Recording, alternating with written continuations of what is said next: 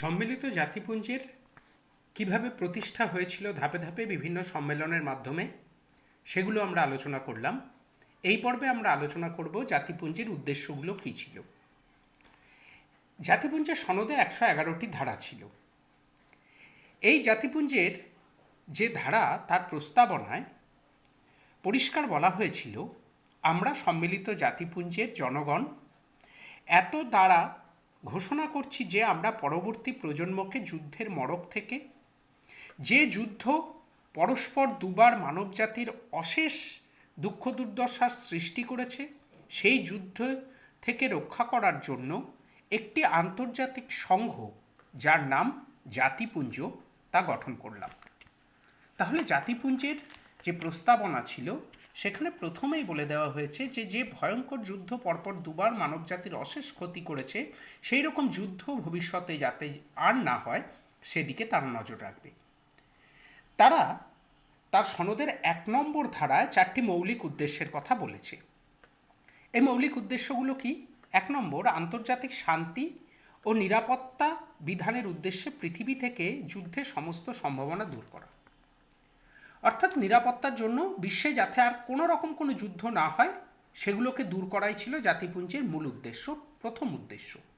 দ্বিতীয় উদ্দেশ্য, সমস্ত জাতির আত্মনিয়ন্ত্রণ ও সমানাধিকার মেনে বিভিন্ন রাষ্ট্রের মধ্যে পারস্পরিক সৌহার্দ্য স্থাপন করা।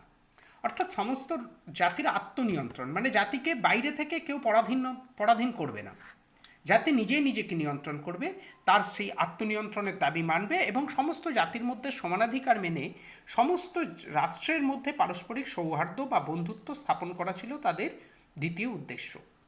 তৃতীয় উদ্দেশ্য, পৃথিবীর বিভিন্ন অংশে মানবজাতির অর্থনৈতিক, সামাজিক, বৈজ্ঞানিক ও কৃষ্টিমূলক সব সমস্যার সমাধানের উদ্দেশ্যে আন্তর্জাতিক সহযোগিতা বৃদ্ধির প্রচেষ্টা চালানো।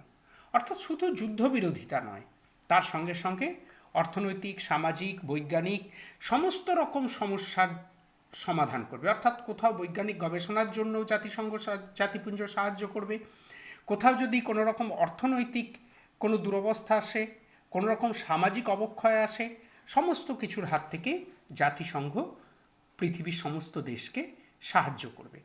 আর 4 নম্বর উদ্দেশ্যে বলা হলো, এইসব উদ্দেশ্য বাস্তবায়িত করার জন্য বিভিন্ন দেশ যে সমস্ত উদ্যোগ গ্রহণ করবে জাতিপুঞ্জ সেগুলোর মধ্যে সমন্বয় সাধন করবে। অর্থাৎ পৃথিবীর বিভিন্ন দেশ তারা যখন বিভিন্ন এইরকম জনকল্যাণমূলক প্রকল্প বা উদ্যোগ গ্রহণ করবে, জাতিপুঞ্জ সেগুলোকে সমর্থন করবে। এক দেশের ভালো নীতি যাতে অন্য দেশে ছড়িয়ে পড়ে সেদিকে তারা অবশ্যই নজর দেবে। তাহলে জাতিপুঞ্জের উদ্দেশ্যগুলোর পর আমরা এবার দেখব জাতিপুঞ্জের নীতিগুলো কি। জাতিপুঞ্জের সনদের 2 নম্বর ধারায় 7টি মৌলিক নীতির কথা বলা হচ্ছে। নীতিগুলো কি? 1 নম্বর, ক্ষুদ্র উদ্দেশ্যগুলোকেই বাস্তবায়িত করেছিল এই নীতিগুলোর মাধ্যমে। তাতে কি বলা আছে? 1 নম্বরে বলা আছে, ক্ষুদ্র বৃহৎ সমস্ত সদস্য রাষ্ট্রের সমান সার্বভৌম মর্যাদা থাকবে। সার্বভৌম মর্যাদা মানে সেই রাষ্ট্র কারোর পরাধীন থাকবে না, রাষ্ট্রের নিজের হাতেই চূড়ান্ত ক্ষমতা থাকবে। এটা হলো তাদের প্রধান নীতি। দ্বিতীয়ত হলো, সমস্ত সদস্য সনদ অনুযায়ী তাদের দায়িত্বগুলো নিষ্ঠার সঙ্গে পালন করবে। অর্থাৎ তাদের যে দায়িত্ব জাতিপুঞ্জের সদস্যপদ নেবার সঙ্গে সঙ্গে পেয়েছে সেই দায়িত্ব তারা পালন করবে। 3 নম্বর, শান্তিপূর্ণ উপায়ে আন্তর্জাতিক বিরোধের মীমাংসা করবে। কোনো রকম যুদ্ধের সম্ভাবনার যাতে শান্তিপূর্ণ উপায়ে মীমাংসা হয়, সমস্ত জাতিপুঞ্জের সমস্ত সদস্য, সমস্ত জাতি সেই চেষ্টা করবে। 4 নম্বরে বলা হলো, অপর কোনো রাষ্ট্রের সংহতি বা স্বাধীনতা বিপন্ন হয় এই ধরনের কোনো ভীতি প্রদর্শন বা বল প্রয়োগ করা থেকে সমস্ত সদস্য রাষ্ট্রই বিরত থাকবে। অর্থাৎ অন্য রাষ্ট্রকে দখল করার কোনো নীতি তারা গ্রহণ করবে না।